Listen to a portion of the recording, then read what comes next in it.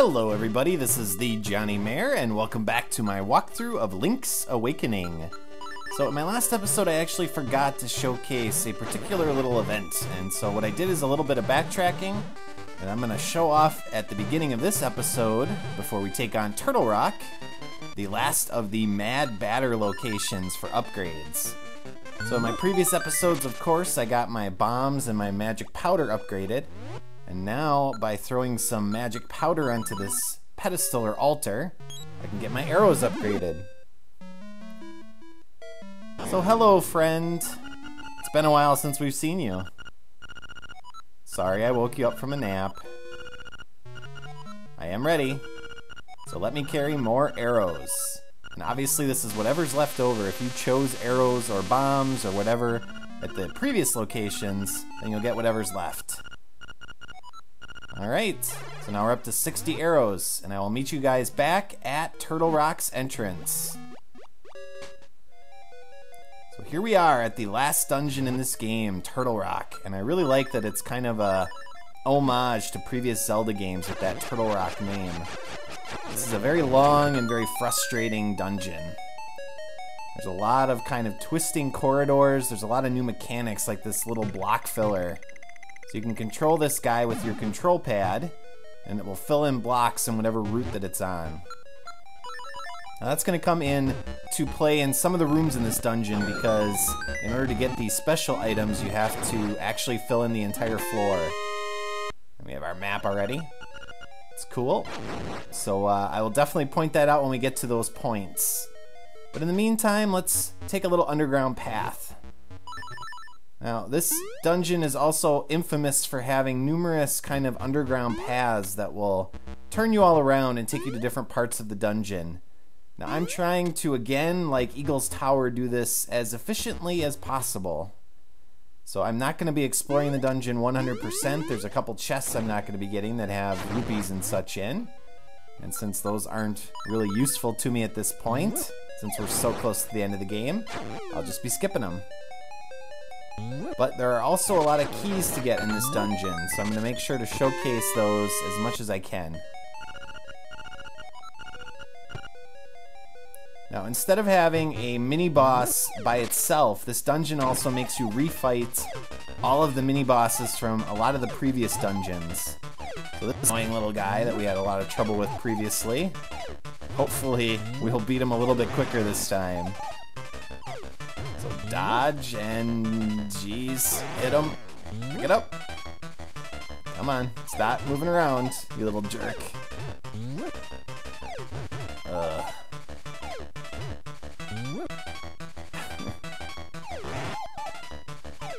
Alright, one more. There we go. Alright, so if you head north, that's a little underground route again. And the stone slab is in there. So basically, it'll tell you that you need to fill in the floor with these little floor fillers.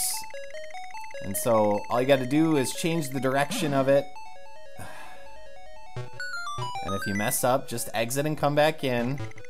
And follow a particular route to fill in the entire floor. So I'm going to be showcasing what that route is. So we almost got this, a little bit farther.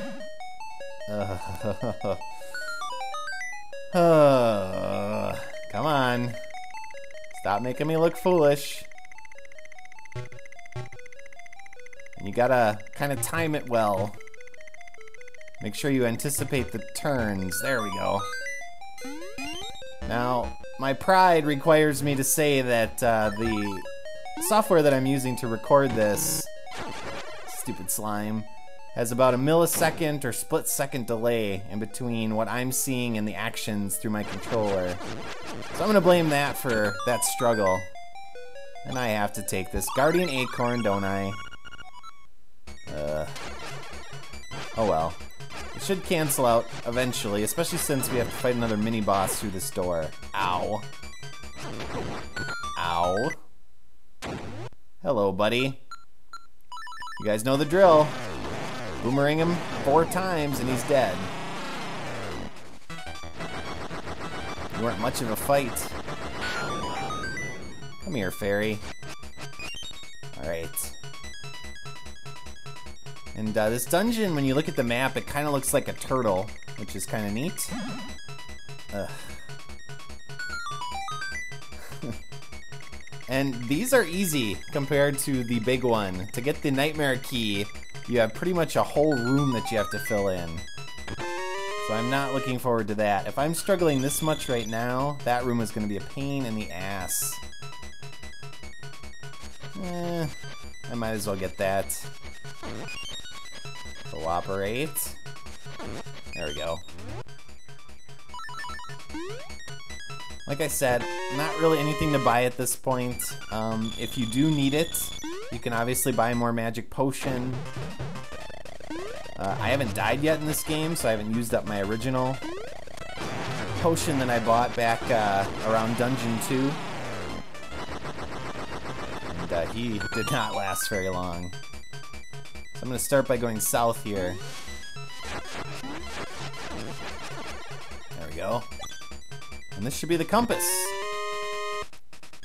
So now we just need the Nightmare's key and a couple extra keys too, small keys.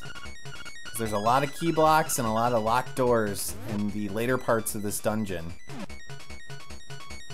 So let's head back in here, head north, and we'll have a very frustrating fight. We have to kill that little winged guy, and he's hard to kill. Ow. Especially when he knocks you into a pit. Come here, Bubble. Oh, well that worked. Okay, sweet. Got the key. So, let's head back to the entrance. Now that we have a couple keys, that'll allow us to access a couple new areas in the dungeon. After we do a little bit of backtracking. And of course, enemies respawn, so kind of keep that in mind.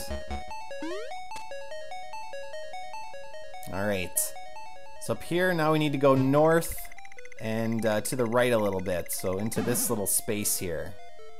And you want to push the right block. And that'll let you access this key block, and then the rest of the dungeon through this key door over here. Which is why we needed 2 keys.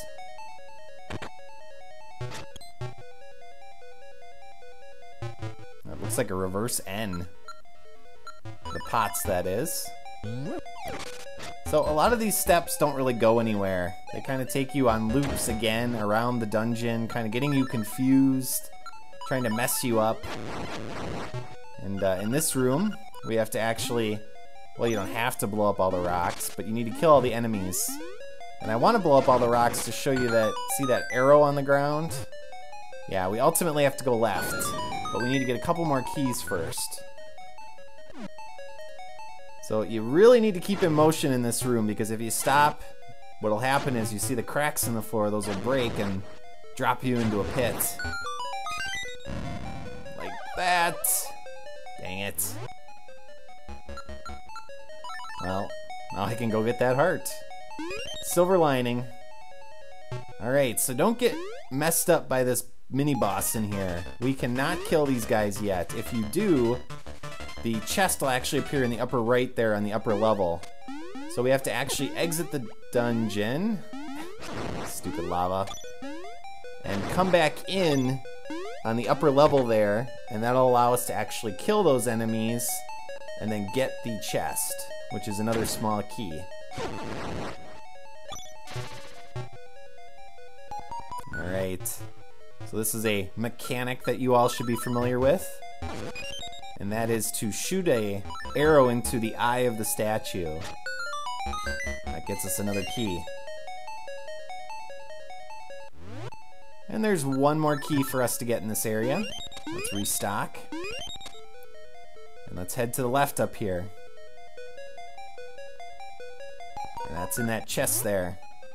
Let's get our shield out. We can block these laser beams. Ow.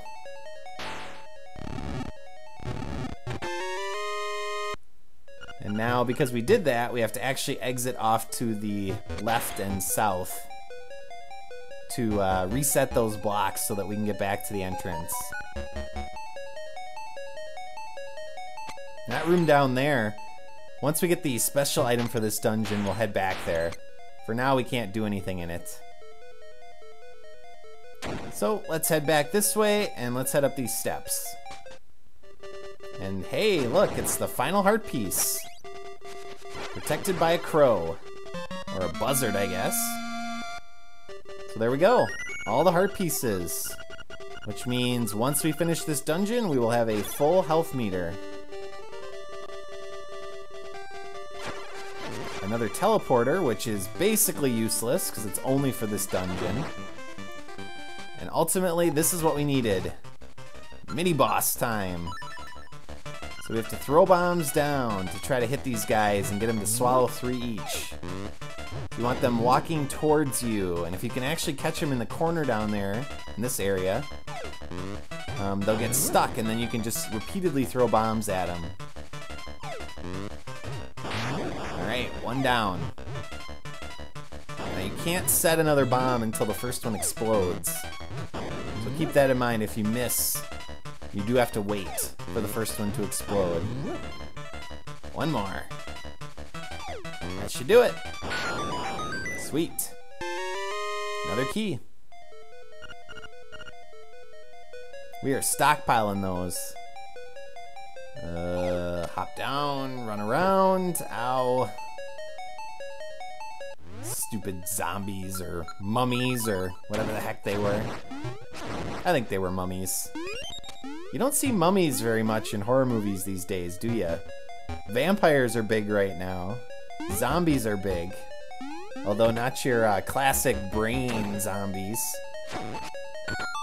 But mummies have kind of dropped out of existence.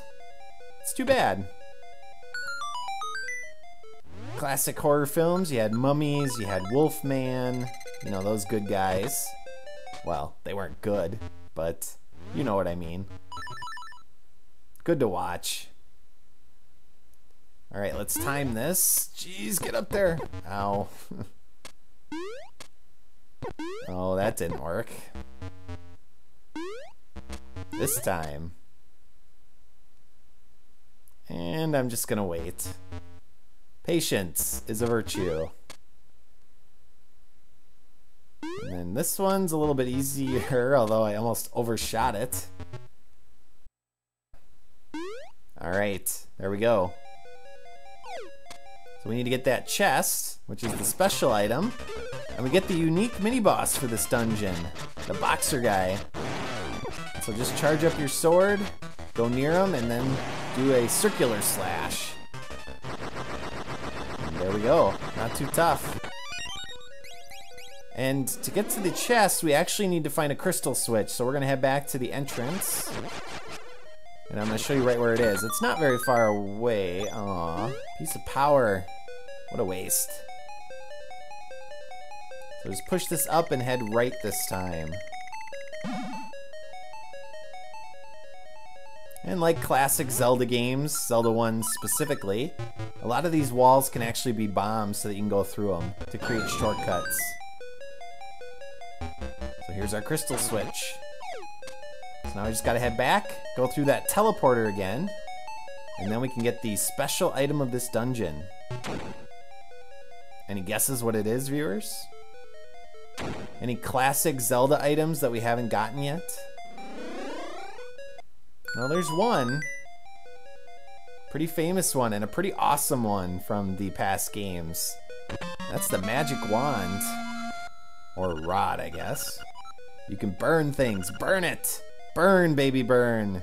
They're a little obsessed, it seems. So yeah, you have unlimited ammo with this magic wand, and it sets things on fire. So you don't have to worry about a magic meter or anything like that, like in Link to the Past. And now that we have that, we can access some areas we couldn't before. So first, we gotta pick up a key. So a room that we saw a little bit previously. I'm just gonna slash this guy very quickly. It seems silly to have these mini bosses considering they're so easy to kill at this point. But with this magic wand, we can now light up these 2 torches in this room to the north, which we couldn't do before. There we go. And we get a small key. Necessary to get the Nightmare's key. Which is kind of weird because in a lot of the previous dungeons we didn't have to kind of get the Nightmare's key like super last of the items. But this one you have to pretty much beat the entire thing before you get to the Nightmare's key. And we actually have one more mini-boss to take on. This area is mini-boss crazy. Ah, ice. As you might expect. Magic rod makes short work of it. Now they get a little tricky. So you have to actually jump and use it to form some stairs. And this is what it says if you touch it and you don't have the magic wand. But here we go. Here's our key we needed. And mini boss time. Does this guy look familiar? Which dungeon was he from again? Is that Angler's Tunnel or Catfish's Maw? I don't remember. I think it was Angler's Tunnel. I'm just gonna wait over here.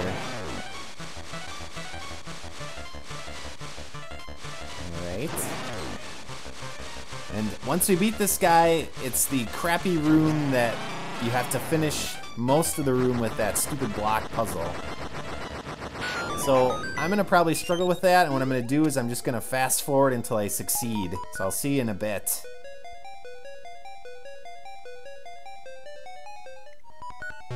Attempt number 6. Come on, let's do this. No silly hitting the wall. No silly stopping in the middle of nowhere. Come on. Come on. Yes.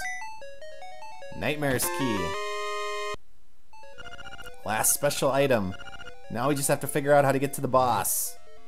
And that's actually a pretty quick trip, so let's use our ocarina to go back to the entrance. And there's one more path that we have to take that will send us underground and also require us to do a little bit of puzzle solving with some ice blocks. Not too bad. But it can be frustrating. We'll see how it goes. Very repetitive dungeon, kind of requiring you to go over the same area over and over again. Kind of annoying. But still a pretty awesome dungeon. Alright, so here we have to actually use our brain a little bit. So we need to get to the left up there, which means we have to drop from above and use our magic wand. And once we figure this out, we're actually going to be right at the boss of this dungeon, which I'm not going to have enough time to finish off in this episode. So I will do that in my next episode, which, if I think about it, that's a nice little homage to my Link to the Past LP. Since in Turtle Rock there, I left it on a cliffhanger too in Turtle Rock. Okay, now I just got to drop through there.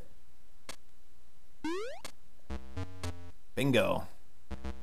Now you got to be careful with this one. You don't want to kill your steps that you need to take. So you just have to do it twice, here and then there. And in my next episode, viewers, we will take on the final boss of Turtle Rock, get the last instrument, and then head towards the end of the game.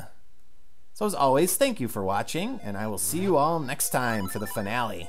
So long.